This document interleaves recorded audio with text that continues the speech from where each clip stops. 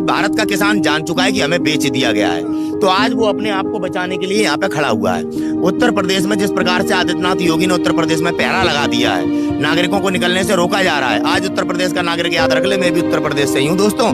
अगर आज तुम अपने घरों में कैद हो गए तो याद रख लेना गुलाम हो गए आप। ऐसा क्यों हो रहा है आपके साथ? आंदोलन में प्रत्येक नागरिक को हिस्सा लेने की आजादी है, संविधान ये अधिकार देता है। और अगर हम आंदोलन को इस प्रकार से अगर सरकारें कुचलेंगी तो हमें तो आजादी भी प्राप्त नहीं होती। अगर आंदोलन ऐसे अगर ब्रिटिश सरकार कुचल देती, ऐसा तो अंग्रेजों ने भी नहीं किया। आज हमारे देश में ये अंग्रेजों की हुकूमत लागू कर रहे हैं क्योंकि ये संघी अंग्रेजों के चाटुकार रहे हैं, पेंशन लेने वाले लोग रहे हैं। और क्या अंग्रेजों के चाटुकार चाटुकार चाटुकार पक्के चाटुकार देशद्रोही हैं ये। महात्मा गांधी का हत्यारा है संघ, वल्लभ भाई पटेल ने इस बात को प्रमाणित किया है, जिनकी ये मूर्ति लगा दी। अब राम मंदिर बनाने के लिए अब ये चिलम चोटे चंदा देशद्रोही है, देशद्रोही है, देशद्रोही है। मेरे सुप्रीम कोर्ट ने नाथूराम गोडसे को फांसी दी जिसे ये अपना बाप मानते हैं। आज हत्यारे की पूजा करते हैं, तो न्याय कहाँ से मिलेगा? आज क्या स्थिति है न्यायपालिका की? क्या स्थिति है न्यायपालिका की? जज लोया मर गया, उसको न्याय नहीं दिला पा रहे। ये हम किसानों को न्याय देने लायक हैं?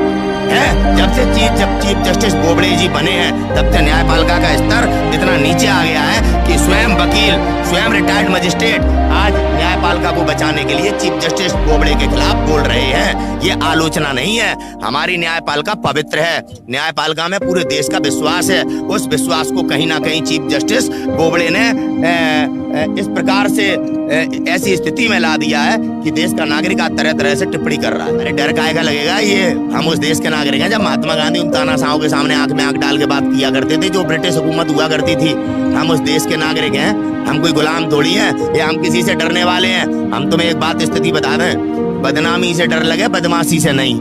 ये बात समझ ले तड़ीपार भी और ये योगी भी।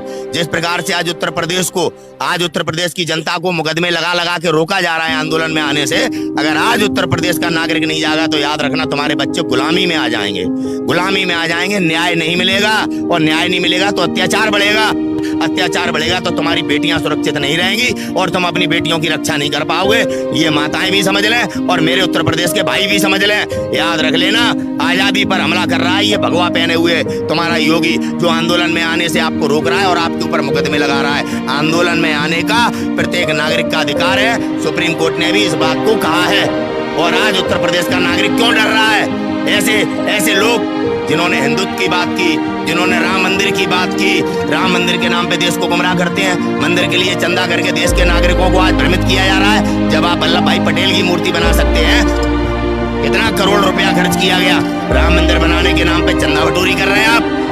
किस प्रकार से देश को धर्म के नाम पर गुमराह करके इन्होंने देश लूट लिया। मेरे देश में उन भगोड़ों के कर्जे माफ किए, जैसे मेहुल चौकसी हो गया, नीरव मोदी हो गया, भांजा है इनका महेश शाह, जिसपे 20,000 करोड़ रुपया पकड़ा गया था नोटबंदी में। ऐसे आप भगोड़ों के और अपराधियों के कर्जे माफ कर रहे हैं। हमारे हिंदुस्तान के किसान के, गन्ना किसान के 17,000 करोड़ रुपए आपने क्यों नहीं दिए? आप पे बकाया है। वर्तमान में जो हमारे किसान आपको गन्ना दे रहे हैं, आप उनका भी कर्जा कर्जे में ही डाल दे रहे हैं, भुगतान नहीं कर रहे हैं। और अब बाबा रामदेव का 2,200 करोड़ रुपया आप माफ कर देते हैं। इस अमित शाह के लौंडे का जो पढ़ा लिखा नहीं गवार है, उसे BCI का सचिव बना दिया। हमारे बच्चों से कहते हो पकोड़े तलो। आज भारत के नागरिकों को सच्चाई देखनी होगी, धर्म की पट्टी उतारनी होगी। ये धर्म के सौदागर हैं, धर्म की दलाली करने वाले लोग हैं, धर्म की दुकान खोलने वाले लोग हैं, जिन्होंने किसान को छला, नौजवान को छला, सेना को छला, हर तबके को छलने वाले लोग हैं। ये हमारे देश के ऐसे नागरिक हैं जिन्होंने हमारे देश को लूट लिया है। विधायक बिकता है, सांसद बिकता है। दुष्यंत चौटाला को वोट दिया था, हमारे हरियाणा के नागरिकों ने भाजपा के खिलाफ वोट दिया था, बिक गया अपने स्वार्थ में, आज बिक गया। और हरियाणा के किसानों पे किस प्रकार से वाटर कैनन का उपयोग किया गया, कैसे किसानों के ऊपर अत्याचार किया गया। शर्म नहीं आती इस दुष्यंत चौटाला को? अपने स्वार्थ में इसने किस प्रकार से किसानों के किन परिस्थितियों में डाल दिया है।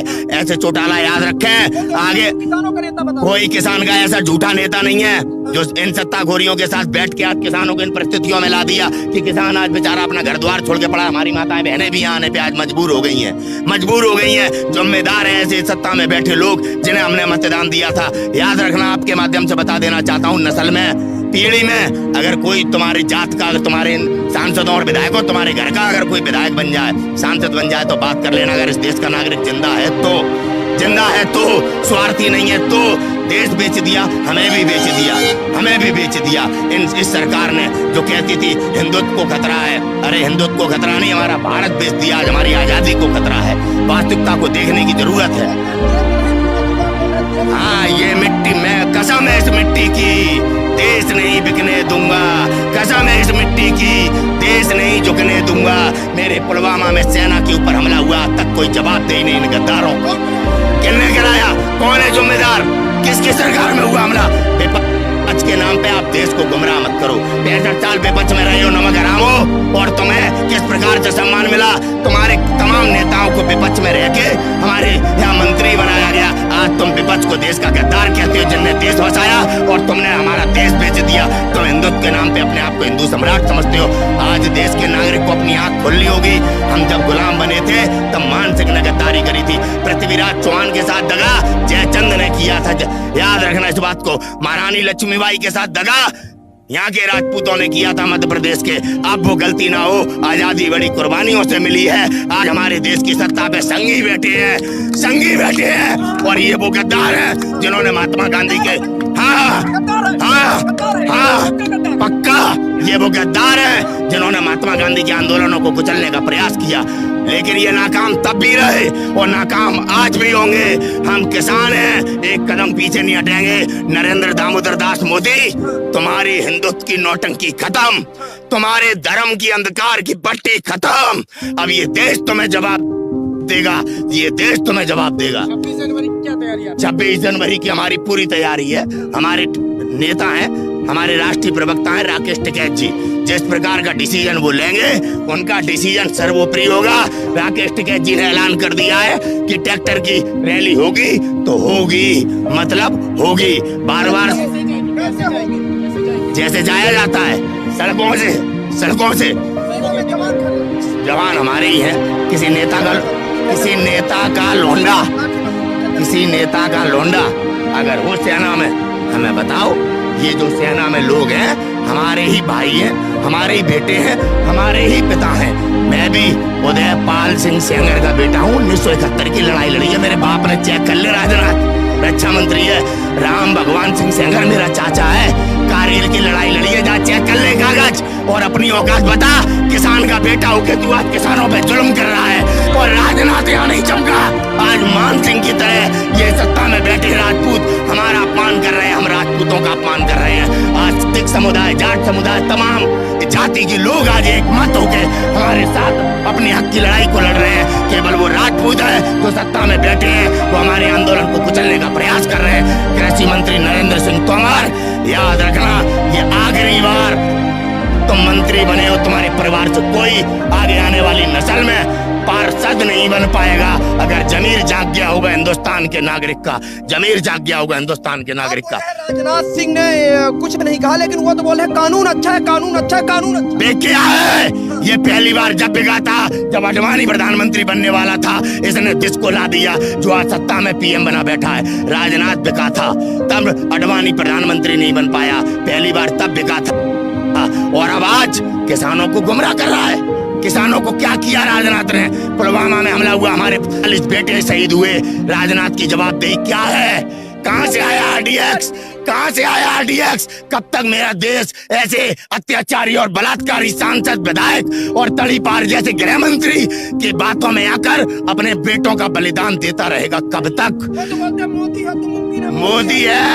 मोदी है, तभी तो आज हम यहाँ मर रहे हैं, तभी तो 60 किसान आज शहीद हो गए। ये मोदी है, मोदी संसद में आतंकवादियों को बैठालता है और हमें खालिस्तानी कहता है। वहां से डीएनए करने वाले के पास टीवी पे भौंक रहा है कि पंजाब अपना अलग देश बनाना चाहता है। मैं पूछना चाहता हूँ, कहाँ से ये खबर आई? इंटेलिजेंस का झक मरा रही है, आईबी का झक मरा रही है, विपक्षियों के घर में छापे मारते हो, और ये 2 कौड़ी के पत्रकार देश बांट रहे हैं, देश तोड़ रहे हैं, नस्लें खराब कर रहे हैं। इन 2 कौड़ी के पत्रकारों को जमानत दी जाती है जो हत्या के आरोपी है। ऐसी न्याय तंत्र को किस प्रकार से बर्बाद कर दिया है मोदी है। तो मुमकिन है कि नारे के कारण आज देश इन परिस्थितियों में है कि आज बच्चा परेशान है, बच्चा परेशान है। याद रख ले नरेंद्र मोदी, याद रख ले, ये आग तूने लगाई है, ये देश का किसान बुझाएगा, ये देश का किसान बुझाएगा।